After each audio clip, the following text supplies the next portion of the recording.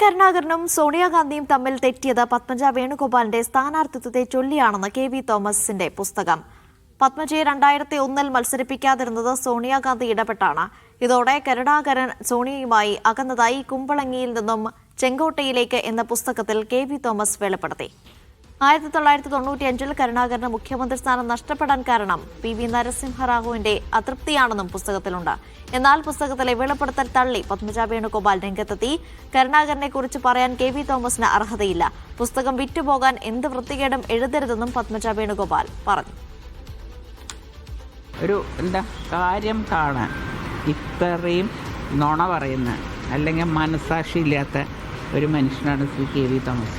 സത്യങ്ങളിപ്പോൾ എഴുതുകയാണെങ്കിൽ കെ.വി. തോമസിനൊക്കെ എഴുതുകയാണെങ്കിൽ എഴുതുന്ന പേന പോലും വൃത്തികേട് ഇതാവും, മോശവും. അത്രയും മോശം ചരിത്രമുള്ള മനുഷ്യൻ.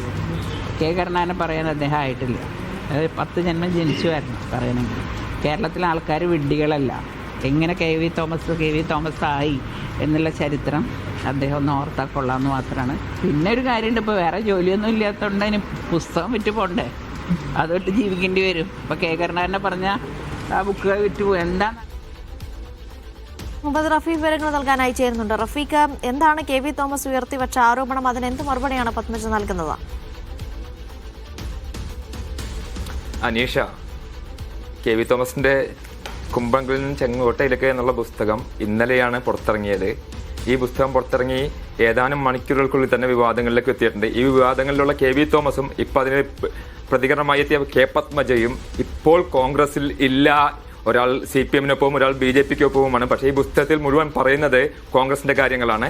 1991 മുതൽ കെ കരുണാകരനൊപ്പം നിന്നിരുന്ന കെ.വി. തോമസ് ലീഡറുമായി അകലുന്നതും അത് കഴിഞ്ഞ് രാഷ്ട്രീയത്തിൽ വരുന്ന മാറ്റങ്ങളും എല്ലാം പറയുന്നു. ഇതിനിടയിലാണ് പറയുന്നത് പത്മജയ്ക്ക് സീറ്റ് കൊടുക്കാൻ വേണ്ടി കോൺഗ്രസിലെ ഐ ഗ്രൂപ്പുകൾ കളിച്ച കളിയും ഇത് സോണിയാഗാന്ധി കണ്ടുപിടിച്ചതും, ഇത് കണ്ടുപിടിച്ചതോടെ സോണിയാഗാന്ധിയുമായി പത്മജയും കെ കരുണാകരനും അകലുന്നതും പത്മജയ്ക്ക് സീറ്റ് ലഭിക്കാതിരുന്നതും ആയുള്ള സാഹചര്യങ്ങളെല്ലാം ഈ പുസ്തകത്തിൽ പറയുന്നുണ്ട്. ഏതാണ്ട് 17ഓളം പേജിൽ വിശദമായി ഈ കാര്യങ്ങൾ പറയുന്നുണ്ട്.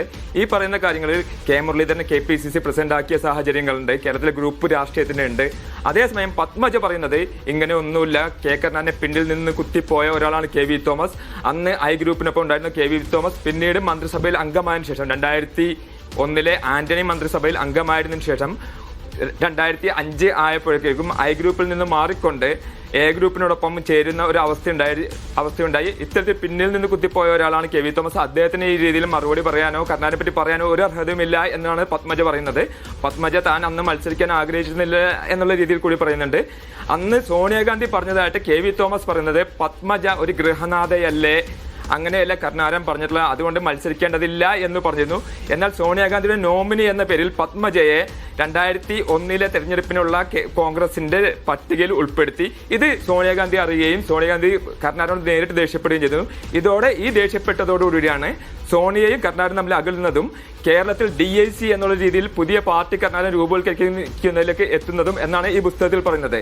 അതോടൊപ്പം തന്നെ കരുണാകരനെ കേന്ദ്ര രാഷ്ട്രീയത്തിലുള്ള സ്വാധീനം നഷ്ടപ്പെട്ട 1995 സംഭവങ്ങളെ പറ്റിയും ഈ പുസ്തകത്തിൽ വിശദമായി പറയുന്നുണ്ട്. പി വി നരസിംഹറാവുവിനെ ഇന്ത്യയുടെ പ്രധാനമന്ത്രിയാക്കുന്നതിൽ ഏറ്റവും നിർണായക പങ്കുവഹിച്ച കെ കരുണാകരനെ 1995 കേരളത്തിലെ മുഖ്യമന്ത്രി സ്ഥാനം അടിയേറി വെക്കേണ്ടി വന്നതും നരസിംഹറാവുവിന്റെ നീരസം കാരണം ആണെന്നാണ് പുസ്തകത്തിൽ പറയുന്നത്.